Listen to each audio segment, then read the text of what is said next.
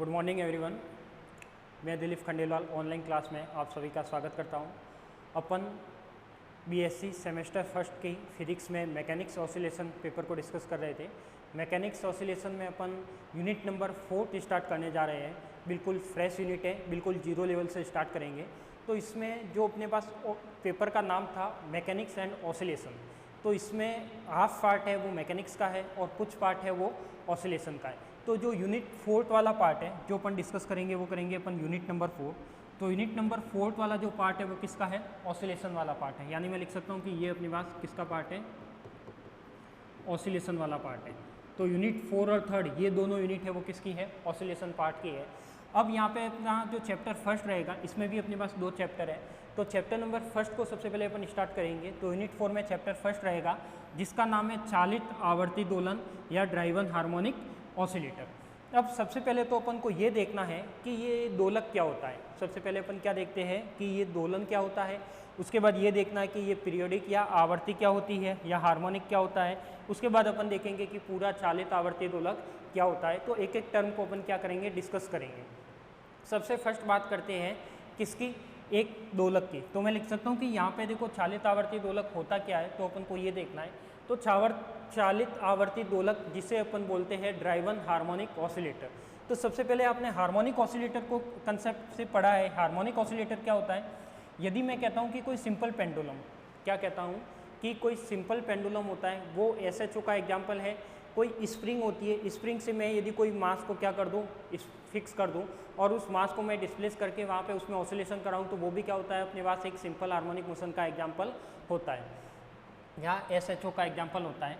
तो मैं लिख सकता हूँ कि अपन को पढ़ना है क्या? चालित आवर्ती दोलक। यानी क्या पढ़ना है अपन को? ड्राइवन हार्मोनिक ऑसिलेटर पढ़ना है। और जब भी मैं ड्राइवन हार्मोनिक ऑसिलेटर की बात करता हूँ तो इसमें देखो सबसे पहले क्या मीनिंग आता है। तो मैं कह सकता हूँ कि यदि कोई भी पेंडुलम हो, मान लो आपके पास कोई सा भी पेंडुलम है, जैसे मैंने कह दिया कि यहाँ पर अपन ने एक सिंपल पेंडुलम की ही बात कर लेते हैं कि ये क्या था? अपने पास कोई पेंडुलम था। यहाँ पर अपन ने क्या कर दिया? कोई एम मास फिक्स कर दिया। क्या कर दिया? एम मास फिक्स कर दिया। अब मैं कहता हूँ कि ये जो अपन ने एम मास फिक्स किया है, इसको मैं थोड़ा सा डिस्प्लेस करके, यानी इसको थोड़ा सा विस्थापित करके मैं क्या करता हूँ? इसका ऑसिलेशन स्टार्ट करवाता हूँ। तो मैं कह सकता हूँ कि जब भी ये ऑसिलेशन स्टार्ट करेगा तो इसको मैंने यहाँ पर लाके छोड़ दिया, यहाँ पर लाके छोड़ दिया, या यहाँ तक लाके मैंने इसको क्या कर दिया? कोई एंगुलर डिस्प्लेसमेंट दे दिया।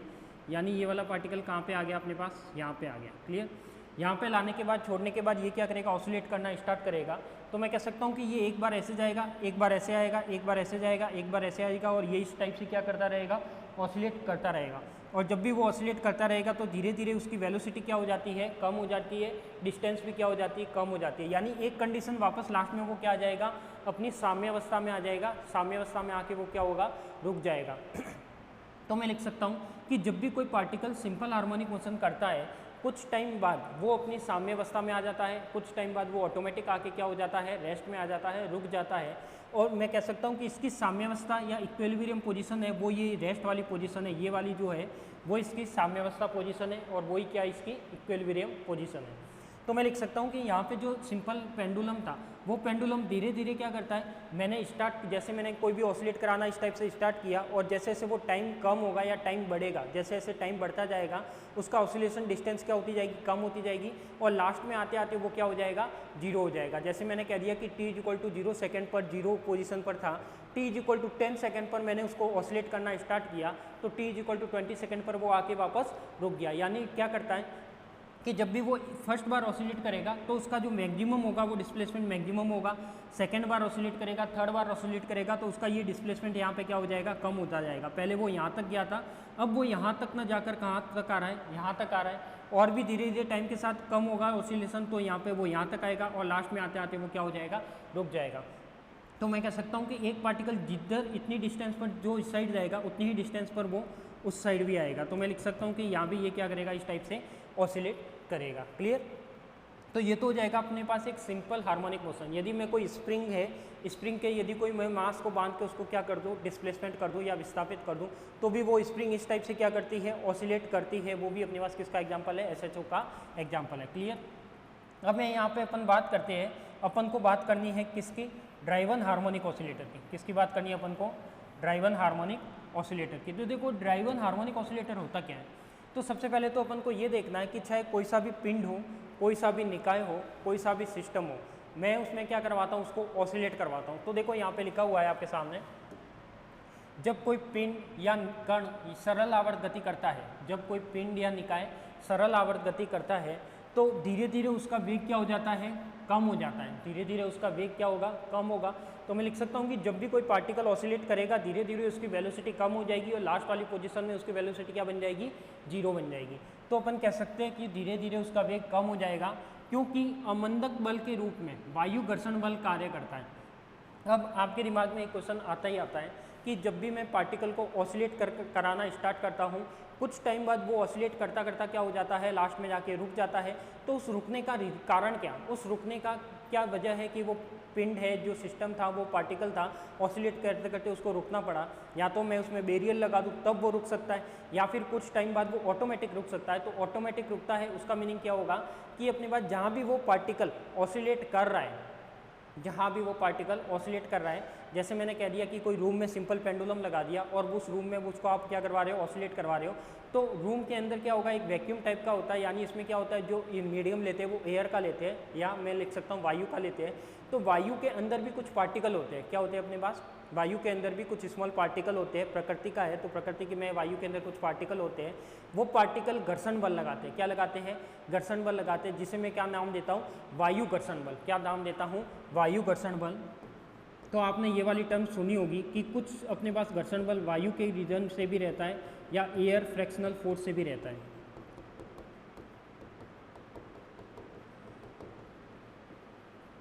क्या रहता है अपने पास, एयर फ्रैक्शनल फोर्स से भी रहता है। तो मैं यहाँ पे लिख सकता हूँ कि यहाँ पे क्या हो जाएगा अपने पास, जो एयर फ्रैक्शनल फोर्स हो जाएगा,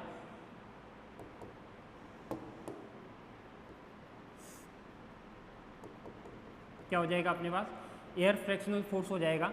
तो इसके बेस पे मैं कह सकता हूँ कि यदि कोई भी पिंड ऑसिलेट करेगा तो वायु घर्षण बल उसको क्या करेंगे, रोकने की ट्राई करेंगे। यानी वो पार्टिकल डिस्टेंस धीरे धीरे कम क्यों हुई, क्योंकि उसमें वायु घर्षण बल कार्य कर रहा है, एयर फ्रैक्शनल फोर्स काम कर रहा है।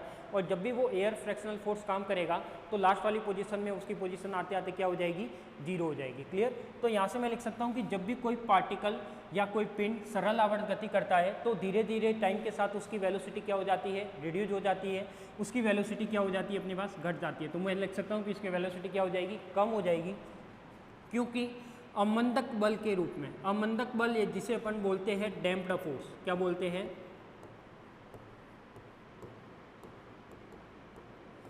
Damped force. तो मैं लिख सकता हूँ कि अमंदक बल के रूप में वायु घर्षण बल काम करता है। और वायु घर्षण बल काम करेगा, यानी मुझे पता है कि घर्षण बल क्या करता है, किसी को भी रोकने की ट्राई करेगा, और घर्षण बल कहाँ लगेगा, ऑपोजिट लगेगा। यदि मैंने पार्टिकल को इस तरीके से डिस्प्लेसमेंट किया है तो घर्षण बल इसका क्या होगा, ऑपोजिट होगा। तो यदि पार्टिकल इधर है, इधर हो रहा है, तो उसका डिस्प्लेसमेंट किधर होगा, अपने पास इस साइड में होगा। तो मैं लिख सकता हूँ कि यहाँ पे कौन सा घर्षण बल काम करेगा, वायु घर्षण बल काम करेगा।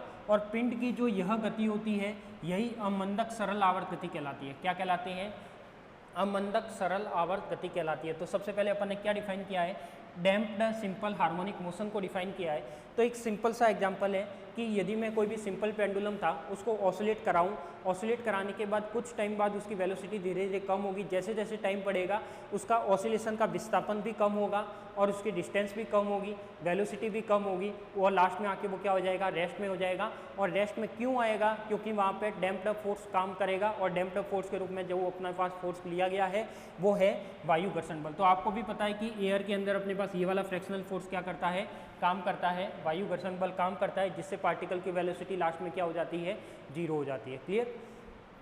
यहाँ पे लिखा हुआ है when a body A particle perform, when a body यदि कोई पार्टिकल है परफॉर्म सिंपल हार्मोनिक मोशन या simple harmonic oscillator, its velocity gradually decrease because, क्यों वेलोसिटी यहाँ पे क्या हो रही है, डिक्रीज हो रही है, क्यों, क्योंकि यहाँ पे एयर फ्रैक्शनल फोर्स काम कर रहा है। क्या कर रहा है, एयर फ्रैक्शनल फोर्स काम कर रहा है। X as a damping force, इसको मैं किस नाम से जानता हूँ, अमंदक बल के रूप में जानता हूँ, या मैं किस नाम से जानता हूँ, डैम्पिंग फोर्स के नाम से जानता हूँ। तो मैं लिख सकता हूँ कि यहाँ पे जो वायु घर्षण बल था वो अमंदक के रूप में कार्य करता है, अमंदक के रूप में कार्य करेगा, यानी डैम्प्ड के रूप में कार्य करेगा। और यहाँ पे this motion of the body is आएगा, वो क्या आएगा अपने पास, डैम्प्ड सिंपल हार्मोनिक मोशन आएगा, या डैम्प्ड सिंपल हार्मोनिक ऑसिलेटर कहलाएगा।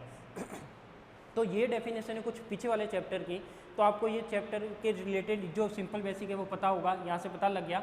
सबसे पहले मैंने क्या डिफाइन किया है, damped simple harmonic oscillator, but अपन को क्या पढ़ना है, ड्राइवन हार्मोनिक ऑसिलेटर या प्रणोदित दोलक पढ़ना है। तो इसके लिए मुझे सबसे पहले फर्स्ट डेफिनेशन की जरूरत पड़ती है, किसकी, अमंदक घर्षण बल की या अमंदक सरल आवर्त गति की। तो अपन ने क्या ले लिया यहाँ पे कि अमंदक सरल आवर्त गति होगी वो ये होगी, पार्टिकल की वेलोसिटी कम हो जाएगी, वायु घर्षण बल की वजह से कम होगी, वह वायु घर्षण बल अवमंदक बल के रूप में, डैम्प्ड फोर्स के रूप में कार्य करेगा, इसलिए उसकी वेलोसिटी क्या हो जाती है, कम हो जाती है। तो ये कंसेप्ट किसका आएगा, डैम्प्ड सिंपल हार्मोनिक ऑसिलेटर का आएगा। क्लियर। फिर अपन बात करते हैं चालित दोलक, जो अपना टॉपिक का नाम है, जो चैप्टर का नाम है, उसकी डिस्कस करेंगे। तो मुझे पता है कि यहाँ पे क्या कह रहा है कि यदि अवमंदित सरल आवर्त गति बाह्य बल के अधीन होती है, बाह्य बल के अधीन होती है, बाह्य बल के अधीन यानी क्या किया, मैंने कोई पेंडुलम को ऑसिलेट करवाया था, तो ऑसिलेट करवाने के लिए मैंने उस पर कुछ एक्सटर्नल फोर्स लगाया था। क्या लगाया था, मैंने उस पर कुछ एक्सटर्नल फोर्स लगाया था। तो एक्सटर्नल फोर्स जब भी मैंने लगाया तो ये कहता है कि यदि कोई भी पिंड हो या अपने पास अवमंदित सरल आवर्त गति होती है जो वेलोसिटी को क्या करता है, कम करता है, वो बाह्य बल के अधीन हो, बाह्य बल के अधीन यानी बाह्य बल होता है, उस जब भी अपन एक्सटर्नल फोर्स लगाएंगे तब वो वाला बल क्या करेगा, कार्य करेगा। यानी मैं कह सकता हूँ कि यदि कोई पार्टिकल रेस्ट में है, साम्य अवस्था में है, तो क्या उस पर वायु घर्षण बल कार्य कर सकता है, क्या नहीं कर सकता, क्योंकि वो पहले से ही रेस्ट में है। यदि आपने कुछ एक्सटर्नल फोर्स लगाया, उस पर क्या लगाया अपन ने, कुछ बाह्य बल लगाया, बाह्य बल लगा के मैंने उसको ऑसिलेट किया, तब वहाँ पे वायु घर्षण बल अवमंदक बल के रूप में क्या करेगा, कार्य करेगा। तो यहाँ पे मैं लिख सकता हूँ कि यदि बाह्य जो भी अवमंदित सरल आवर्त गति होती है वो बाह्य बल के अधीन होती है, तो पिंड की यह गति चालित सरल आवर्त गति कहलाती है, ड्राइवल सिंपल हार्मोनिक मोशन कहलाता है, और इसे ही क्या बोलते हैं, प्रणोदित दोलक गति भी कहते हैं। तो इसे भी क्या कहते हैं अपन, प्रणोदित दोलक गति भी कहते हैं। और यह गति करने वाला पिंड चालित दोलक कहलाता है, ड्राइवन हार्मोनिक ऑसिलेटर कहलाता है। तो क्या क्या टर्म आई कि सबसे पहले अपने पास चालित ड्राइवन हार्मोनिक ऑसिलेटर, प्रणोदित दोलक, चालित आवर्ती दोलक पढ़ना है। तो सबसे पहले मुझे पता होना चाहिए क्या, सिंपल हार्मोनिक यानी सरल अवमंदित आवृत्ति गति, या मैं कह सकता हूँ डैम्प्ड हार्मोनिक ऑसिलेटर पता होना चाहिए। तो डैम्प्ड हार्मोनिक ऑसिलेटर होता है वो किसके अधीन होता है, बाह्य बल के रूप में होता है। तो मैं कह सकता हूँ कि यह जो पार्टिकल या जो भी पिंड या जो सिस्टम की मोशन होगा, जो गति होगी, वो क्या कहलाएगी, चालित सरल आवर्त गति कहलाएगी। क्लियर।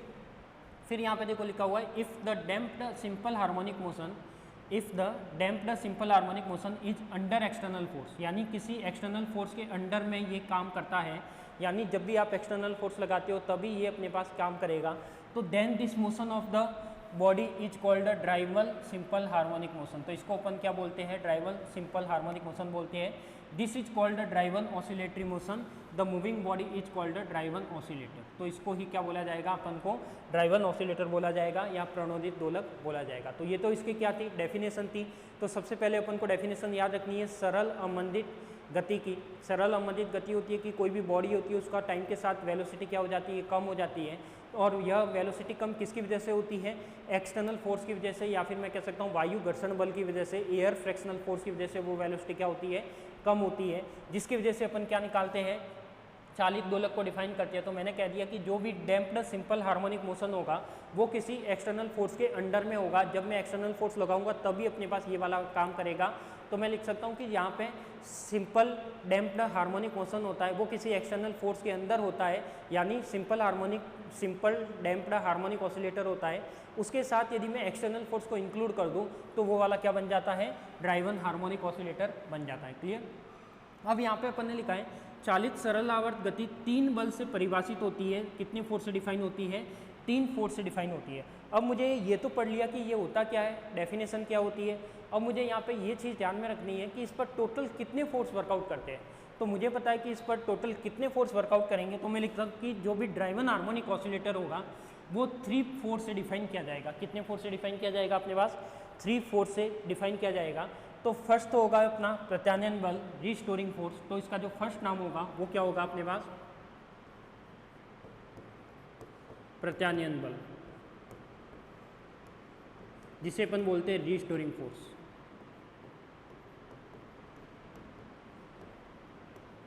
क्या हो जाएगा अपने पास, रिस्टोरिंग फोर्स। सेकंड जो होगा प्रत्यानयन बल के साथ वो होगा अपने पास अवमंदित बल क्या होगा अपने पास, अवमंदित बल यानी डैम्प्ड फोर्स,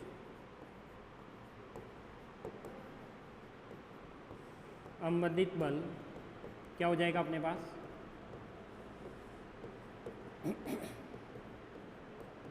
डैम्प्ड फोर्स। ऐसे ही अपने पास जो थर्ड होगा वो होगा आवर्त बल, क्या होगा अपने पास, आवर्ती बल या बाह्य बल भी बोल सकते हो इसे,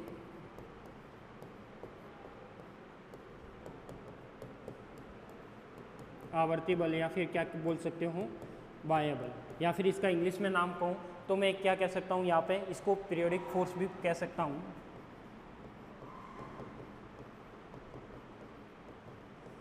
पीरियोडिक फोर्स, या फिर मैं कह सकता हूँ एक्सटर्नल फोर्स, क्या कह सकता हूँ, एक्सटर्नल फोर्स। ठीक है, तो मुझे यदि ड्राइवन हार्मोनिक ऑसिलेटर डिफाइन करना है तो यहाँ पे ये तीन फोर्स डिफाइन होंगे, एक तो रिस्टोरिंग फोर्स होगा, एक डैम्पर फोर्स होगा, और एक क्या होगा अपने पास, पीरियोडिक फोर्स होगा, एक्सटर्नल फोर्स होगा। अब सबसे पहले ये मुझे पता है कि मुझे ड्राइवन हार्मोनिक ऑसिलेटर डिफाइन करना है, उसमें ये तीनों फोर्स वर्कआउट करेंगे, ये तीनों फोर्स के बेस पे ये वाली इक्वेशन निकाली जाएगी। तो मैं कह सकता हूँ कि इसमें ये तीनों जो फोर्स लिखे हैं उनका मीनिंग क्या है, तो अपन को उसका एक एक मीनिंग देखना होगा कि ये मीनिंग क्या कहता है। तो मैं लिख सकता हूँ कि यहाँ पे क्या हो जाएगा अपने पास, यदि मैं इसका मीनिंग देखता हूँ, फर्स्ट अपन को देखना है प्रत्यानयन बल, सेकंड देखना है अवमंदित बल, थर्ड देखना है अपने पास क्या, वो बल। तो मैं लिख सकता हूँ वहाँ पर आप थ्योरी जो अपन ने लिखी हुई थी स्लाइड में वो आपको लिखनी है, और यहाँ पे अपन चालित ड्राइवन हार्मोनिक ऑसिलेटर की बात कर रहे हैं। तो ड्राइवन हार्मोनिक ऑसिलेटर में अपना जो टॉपिक है वो क्या है,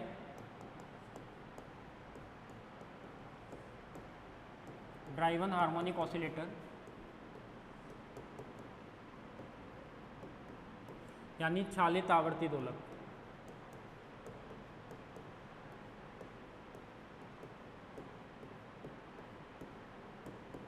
तो मुझे पता है कि चालित आवर्ती दोलक मुझे पढ़ना है, तो ये इसकी डेफिनेशन तो मैंने लिख ली कि जो भी सरल अवमंदित बल होता है या डैम्प्ड हार्मोनिक ऑसिलेटर होता है या डैम्प्ड हार्मोनिक फोर्स होता है वो एक्सटर्नल फोर्स के अंडर में होता है, तब वो क्या कहलाता है, चालित सरल आवर्ती दोलक कहलाता है या ड्राइवन हार्मोनिक ऑसिलेटर कहलाता है। अब यदि मैं बात करता हूँ किसकी, तीन फोर्स की, यदि इसको डिफाइन करने के लिए सबसे फर्स्ट फोर्स मुझे काम में लेना होगा प्रत्यानयन बल। क्या काम में लेना है, प्रत्यानयन बल, जिसे अपन बोलते हैं रिस्टोरिंग फोर्स। तो पहले तो तीनों फोर्स का मीनिंग पता होना चाहिए कि प्रत्यानयन बल क्या होता है। तो ये वाला फोर्स आपने कई बार एग्जाम में पढ़ चुके हो, बुक में पढ़ चुके हो, इसके एग्जाम्पल भी देख चुके हो। प्रत्यानयन बल का मतलब क्या होता है कि ये यदि मैं कोई भी पिंड को विस्थापित करता हूँ तो विस्थापन के विपरीत दिशा में जो लगने वाला बल है वो क्या कहलाता है, अपना प्रत्यानयन बल कहलाता है। तो यहाँ पे मैं लिख सकता हूँ कि यदि किसी पिंड को, यदि किसी पिंड या निकाय को किसी एक दिशा में, पिंड या निकाय को किसी दिशा में विस्थापित किया जाए, किसी दिशा में विस्थापित किया जाए, तो विस्थापन के विपरीत दिशा में, तो विस्थापन के विपरीत दिशा में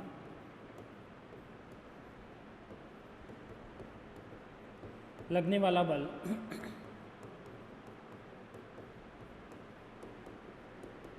विस्थापन के विपरीत दिशा में लगने वाला बल प्रत्यानयन बल कहलाता है। क्या कहलाता है, प्रत्यानयन बल कहलाता है। और इसकी इक्वेशन कैसे कहती है, यदि मैं कहता हूँ कि यदि कोई भी पार्टिकल को x डायरेक्शन में, x दिशा में x दूरी विस्थापित किया जाता है तो उस पर जो रिस्टोरिंग फोर्स लगने वाला होता है वो फोर्स क्या होता है अपने पास, F R is equal to minus का क्या होगा अपने पास, के एक्स होगा। क्या होगा अपने पास, F R is equal to minus का के एक्स। ये जो माइनस बता रहा है वो यहाँ पे क्या बता रहा है, एक्स की ऑपोजिट डायरेक्शन, यानी जो अपन ने एक्सटर्नल फोर्स, यदि मैं कहता हूँ कि यदि मेरे पास कोई स्प्रिंग थी, क्या थी मेरे पास, ये कोई स्प्रिंग थी, इस स्प्रिंग को एम को मैंने उस साइड क्या किया, जो ये एम वाला पार्टिकल था, इस एम वाले पार्टिकल को मैंने यहाँ पे क्या किया, डिस्प्लेसमेंट किया। तो जब भी मैंने एम वाले पार्टिकल को डिस्प्लेसमेंट किया, यानी मैं कह सकता हूँ कि ये वाला डिस्प्लेसमेंट कितना आया, ये वाला पार्टिकल यहाँ पे आ गया, यानी मैं कह सकता हूँ कि इसमें डिस्प्लेसमेंट कितना आया, ये वाला x आया। तो इसकी ऑपोजिट डायरेक्शन में क्या करेगा, रीस्टोरिंग फोर्स काम करेगा। मैंने यदि फोर्स ऐसे लगाया, पार्टिकल को उस साइड खींचा, तो फोर्स आपका किस डायरेक्शन में लगेगा, Fr इस डायरेक्शन में लगेगा। यानी मैं कह सकता हूँ कि ये जो फोर्स की दिशा होती है वो विस्थापन के विपरीत होती है। यदि मैं इसको वेक्टर क्वांटिटी में लिखता हूँ तो ये वाली क्या आ जाएगी अपने पास, जो प्रत्यानयन बल होगा वो किस में डिफाइन हो जाएगा अपने पास, Fr इज इक्वल टू हो जाएगा अपने पास माइनस का kx, क्योंकि विस्थापन क्या होगा अपने पास, वेक्टर क्वांटिटी होगी। क्लियर। एक फोर्स तो ये काम करेगा। सेकंड जो फोर्स है वो है अपने पास क्या, अवमंदित बल। सेकंड जो फोर्स है वो क्या है अपने पास, अवमंदित बल। तो जिसका नाम अवमंदित बल के नाम से है, तो इसको मैं यूनिट नंबर 3 में भी डिफाइन कर चुका हूँ। क्या कर चुका हूँ, यूनिट 3 में भी आप पढ़ चुके हो कि अवमंदित बल किससे कहते हैं। तो उसी से मैं काम में लूँगा क्या, तो अपने पास जो सेकेंड टर्म हो जाएगी वो क्या हो जाएगी अपने पास, अवमंदित बल।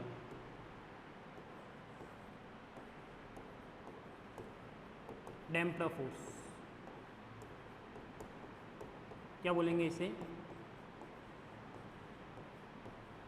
Damper force. अब डैम्पर फोर्स का मतलब अपन ने देखा कि अवमंदित गति कैसे कहते हैं। तो मैंने देखा कि जब भी कोई पार्टिकल को डिस्प्लेसमेंट दिया जाता है और कुछ टाइम के बाद वायु घर्षण बल के द्वारा उसकी वेलोसिटी क्या हो जाती है, कम हो जाती है, तो वो फोर्स कौन सा कहलाता है, अवमंदित कहलाता है। तो मैं लिख सकता हूँ, यदि किसी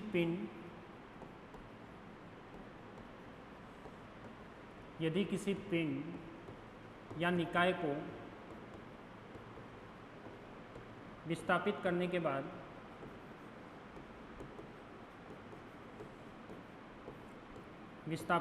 के बाद वायु घर्षण बल के कारण वायु घर्षण बल के कारण उसका वेग कम हो जाता है, कण का वेग या पिंड का वेग, कण या पिंड का वेग कम हो जाता है,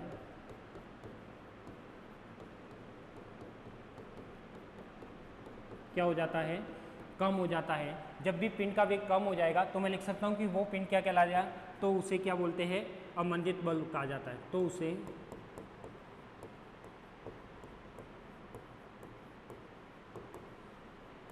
अवमंदित बल कहते हैं।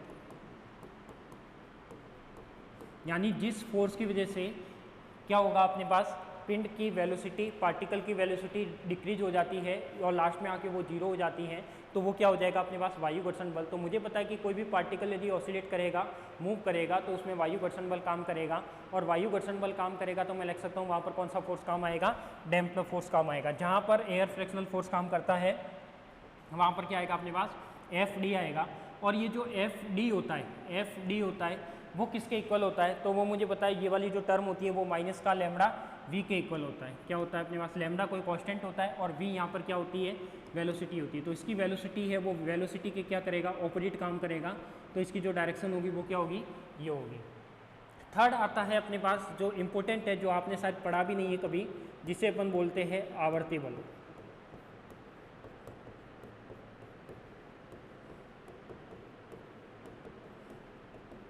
क्या बोलते हैं इसे, पीरियोडिक फोर्स। अब पीरियोडिक फोर्स का मतलब क्या होता है, एक सिंपल सा एग्जांपल। अब देखो, वैसे आपने प्रत्यानयन बल पढ़ रखा है, डैम्पर फोर्स यूनिट नंबर 3 में पढ़ रखा है, बट ये जो तीसरा फोर्स आ रहा है जिसे अपन बोलते हैं पीरियोडिक फोर्स, क्या बोलते हैं, आवर्ती बल, या इसे मैं बोल सकता हूँ बाह्य बल, एक्सटर्नल फोर्स। अब देखो ये एक्सटर्नल फोर्स होता क्या है, इसकी जो टर्म लिखी जाती है वो साइन की टर्म में या कॉस की टर्म में लिखी जाती है। यानी इसका जो फोर्स लिखा जाता है F is equal to F naught sine omega t लिखा जाता है। क्या लिखा जाता है, F is equal to F naught sine omega t. तो इसका जो फोर्स लिखा जाएगा वो वाली टर्म क्या होती है, F is equal to F naught sine omega T.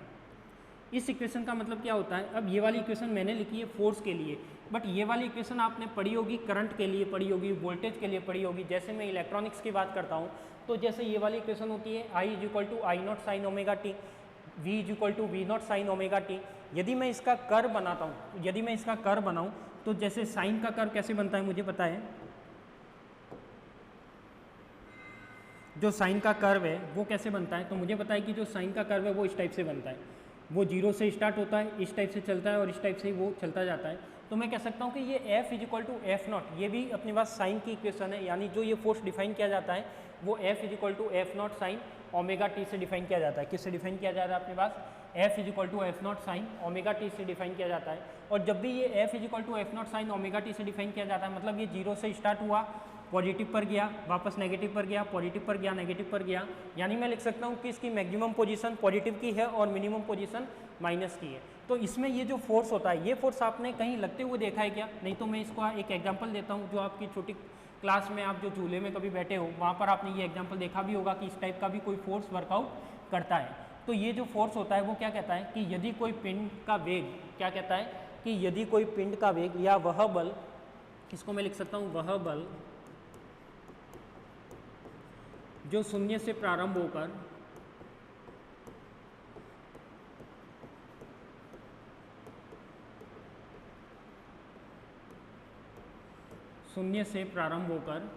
अधिकतम हो जाता है,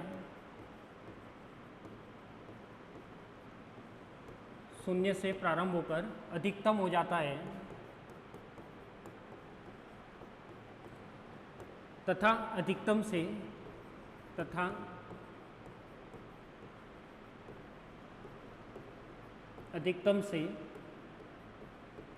शून्य हो जाता है। अधिकतम से क्या हो जाता है? शून्य हो जाता है। क्लियर? तो ये वाली इक्वेशन होती है, और इसकी जो इक्वेशन होती है वो क्या होती है? F is equal to F naught sine omega t. ये इसकी क्या होती है? फोर्स होती है। इसको पीरियडिक फोर्स के नाम से जानते हैं, इसलिए इसको क्या लगाते हैं? एफ पी लगाते हैं। अब इसका सिंपल एग्जाम्पल क्या, आप कभी मेले में गए हो, मेले में गए होंगे तो वहाँ पे दैनिक भास्कर का मेला या और भी कई सारे झूले में आप गए हो, तो उसमें एक झूला आता है जिसे अपन बोलते हैं ड्रैगन। क्या बोलते हैं? ड्रैगन, जो एक शिप के टाइप का शेप बना होता है, जिसमें अपने पास एक शिप टाइप का जहाज जिसे अपन ड्रैगन बोला जाता है। इसमें बहुत सारी सीटें लगी होती है, तो एक इधर भी होती है इधर भी आती है, और वो झूला इस टाइप से ऑसिलेट करता है। इस टाइप से क्या करता है? वो ऑसिलेट करता है। एक तो ये वाला देखा है, एक आपने देखा होगा गोल वाला, एक आपने देखा होगा गोल वाला। ये दोनों झूले आपने देखे होंगे। वो झूले कभी देखना, या कभी इस बार जब भी आप झूले में जाके बैठो तो ये वाला फोर्स फील करना कि ये क्या रियल में वहाँ पे पीरियडिक फोर्स काम करता है क्या, या पीरियडिक फोर्स जैसी कोई टर्म आती है क्या? बिल्कुल आती है। कैसे आती है वो देखते हैं। देखो, पीरियडिक फोर्स का एक सिंपल सा एग्जांपल लेता हूँ। जैसे मैंने कोई शिप बना दी, शिप वाला जो झूला था वो बना दिया, तो मैं यहाँ पे कह सकता हूँ कि मैंने कोई क्या बना दी, यहाँ पे शिप बना दी।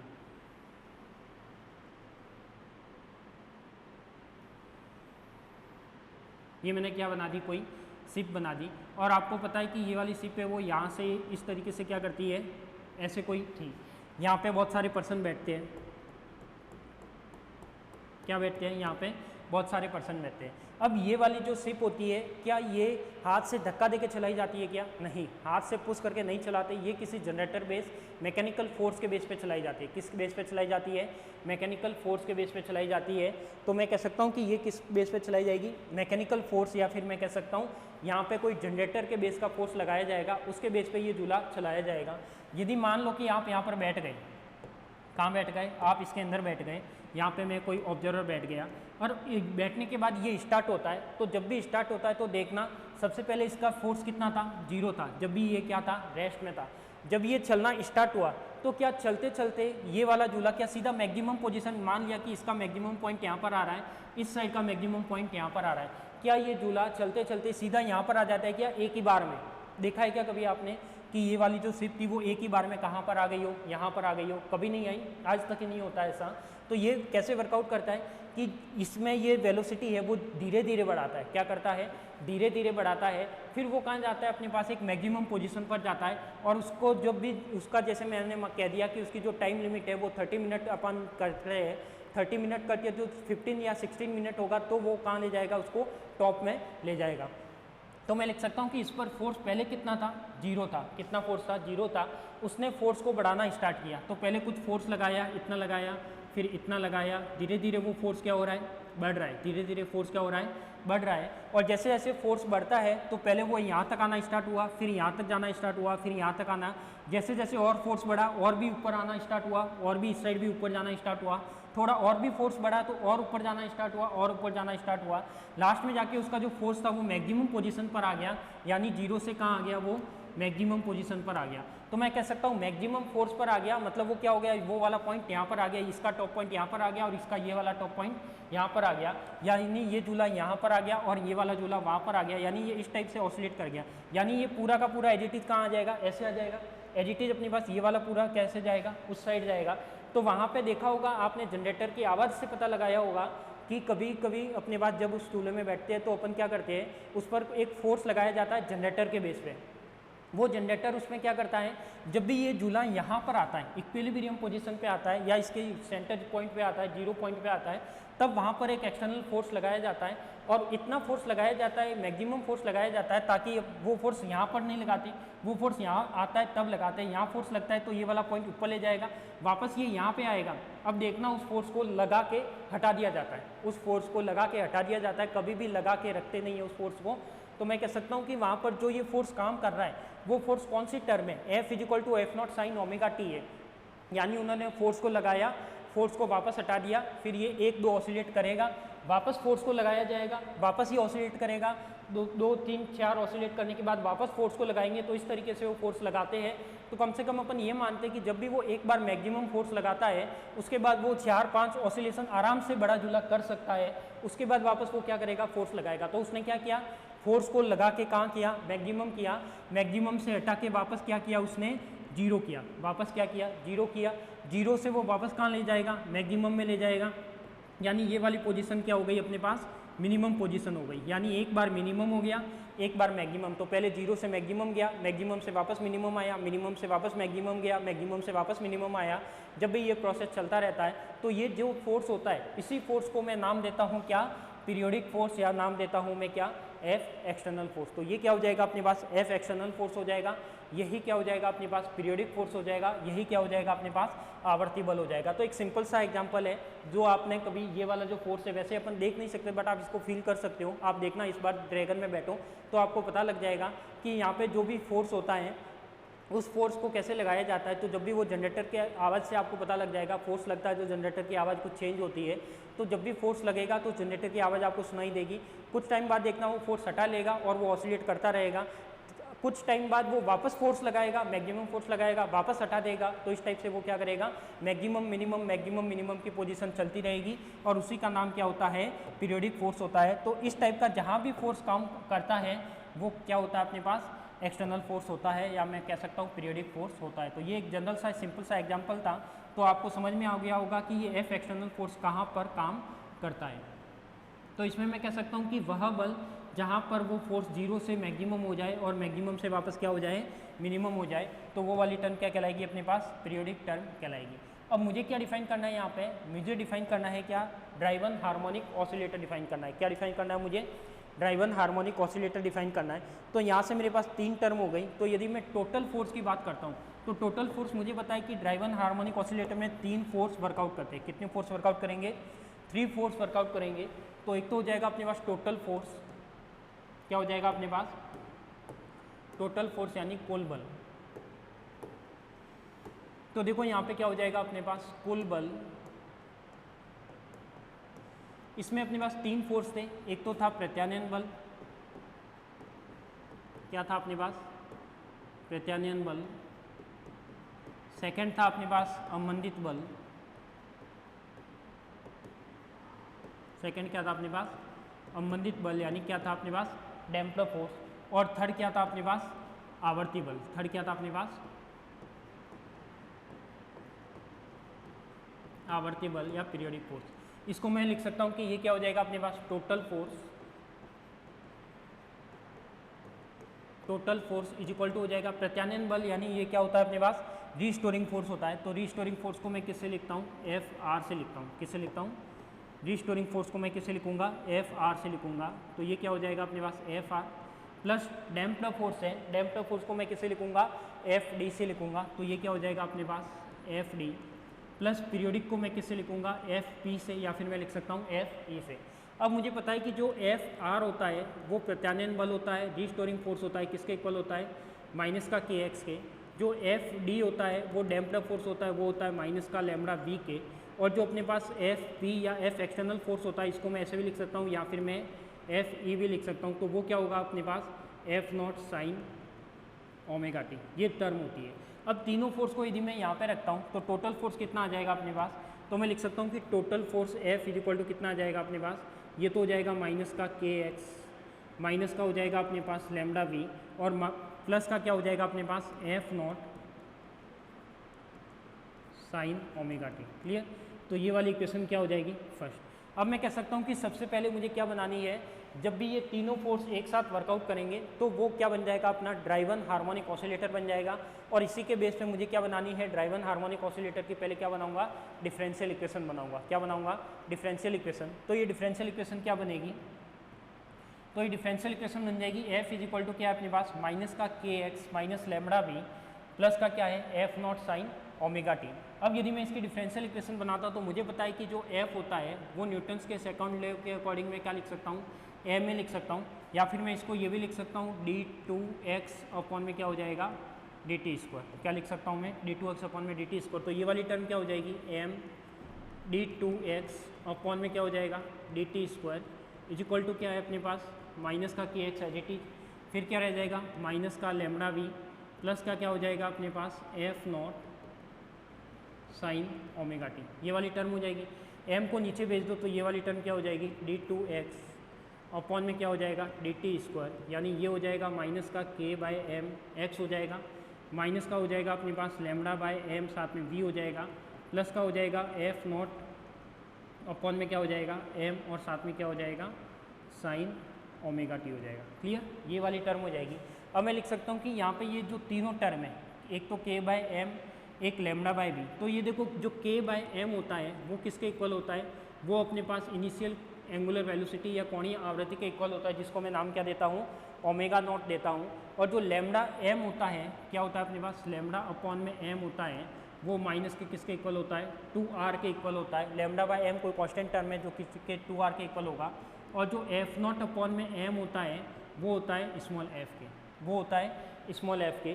तो मैं इसके बेस पे क्या बनाऊंगा, तीनों की अपने पास कोई डिफरेंशियल इक्वेशन बनाऊंगा। तो डिफरेंशियल इक्वेशन क्या बनेगी, d2x अपॉन में हो जाएगा क्या dt square is equal to ये हो जाएगा माइनस का ओमेगा स्क्वायर एक्स, तो ये हो जाएगा अपने पास ओमेगा स्क्वायर एक्स। ये वाली टर्म क्या हो जाएगी, देखो लैम्डा बाय एम साथ में क्या है इसका 2r है, तो इसकी जगह मैं रखूंगा तो ये वाली जो टर्म है वो क्या हो जाएगी अपने पास, लैम्डा बाय एम 2r था, ये 2r है, तो ये क्या हो जाएगा अपने पास, ये हो जाएगा अपने पास क्या प्लस का 2r साथ में क्या हो जाएगा अपने पास v को मैं ऐसे लिख सकता हूँ dx अपॉन में dt लिख सकता हूँ, वेलोसिटी को मैं dx बाई dt की टर्म में लिख सकता हूँ। और यहाँ पे ये वाली जो टर्म है, ये वाली टर्म क्या हो जाएगी f नॉट, तो ये हो जाएगा अपने पास f sine omega T. Clear? तो मेरे पास जो भी टर्म है वो ये वाली टर्म हो जाएगी। अब इसको मैं यदि डिफरेंशियल इक्वेशन में कन्वर्ट करूँगा, क्या करूँगा, इसमें ये ध्यान देना ये माइनस नहीं है, ये क्या है अपने पास ओनली प्लस है 2r है, तो ये वाली जो टर्म है वो क्या हो जाएगी यहाँ पे माइनस हो जाएगी। ठीक है?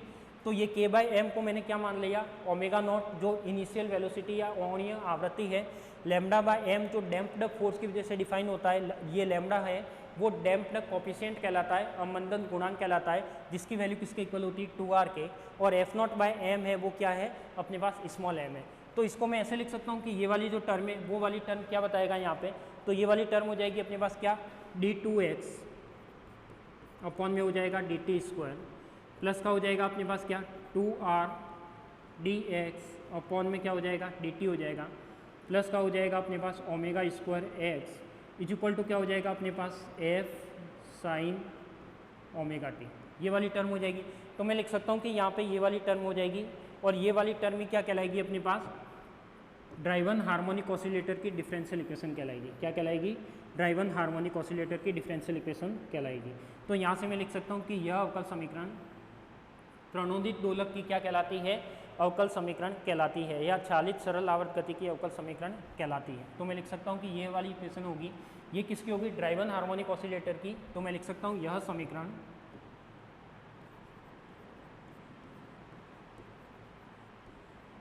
समीकरण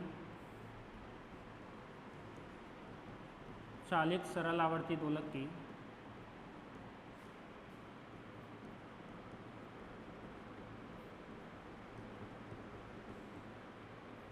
की अवकल समीकरण कहलाती है।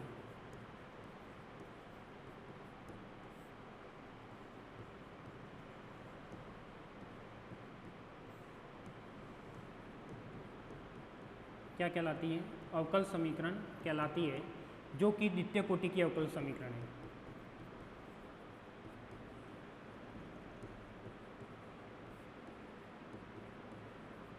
जो कि द्वितीय कोटि की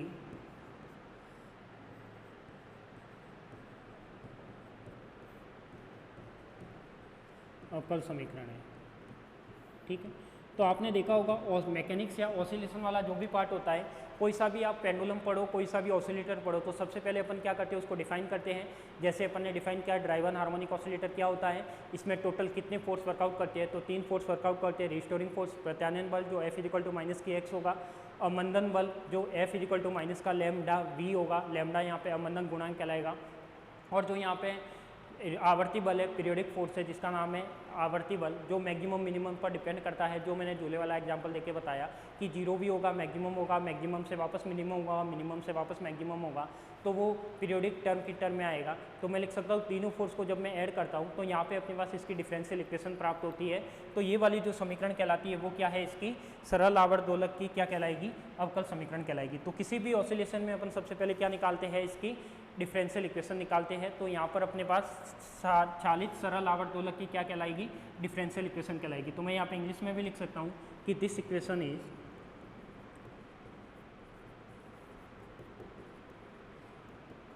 ड्राइव एन हार्मोनिक ऑसिलेटर।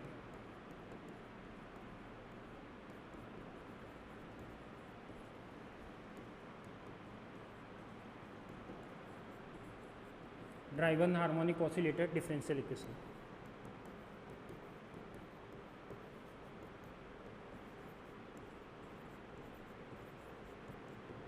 क्या हो जाएगा, ड्राइव एन हार्मोनिक ऑसिलेटर की क्या हो जाएगी, डिफरेंशियल इक्वेशन हो जाएगी। क्लियर? तो ये तो अपन ने डिस्कस किया अपन ने केवल अवकल समीकरण के बारे में। अब इससे जो नेक्स्ट वाली क्लास होगी उसमें अपन डिस्कस करेंगे ये जो अवकल समीकरण आई है इसके सॉल्यूशन निकालेंगे। सॉल्यूशन निकालने के बाद जो भी इसके इंपॉर्टेंट पॉइंट है, इसकी तीनों कंडीशन है वो डिफाइन करेंगे, और उसके बेस पे इसका सारों का फिजिकल मीनिंग देखेंगे कि ये कैसे वेरी करता है, कैसे डिपेंड करता है एक दूसरे पर, कैसे ये डिपेंडेंसी रखता है। ठीक है, तो आज की क्लास में तो इतना ही। अपन ने केवल क्या पढ़ा, ड्राइव एन हार्मोनिक ऑसिलेटर क्या होता है, उसके अंदर जो लगने वाले तीनों फोर्स है उसको डिफाइन किया, तीनों फोर्स को ऐड किया, ऐड करने के बाद मेरे पास एक डिफरेंशियल इक्वेशन आई, वही क्या कहलाएगी, ड्राइव एन हार्मोनिक ऑसिलेटर की डिफरेंशियल इक्वेशन कहलाएगी। ठीक है, तो आज के लिए तो इतना ही, मिलते हैं अपन नेक्स्ट क्लास में। Thank you.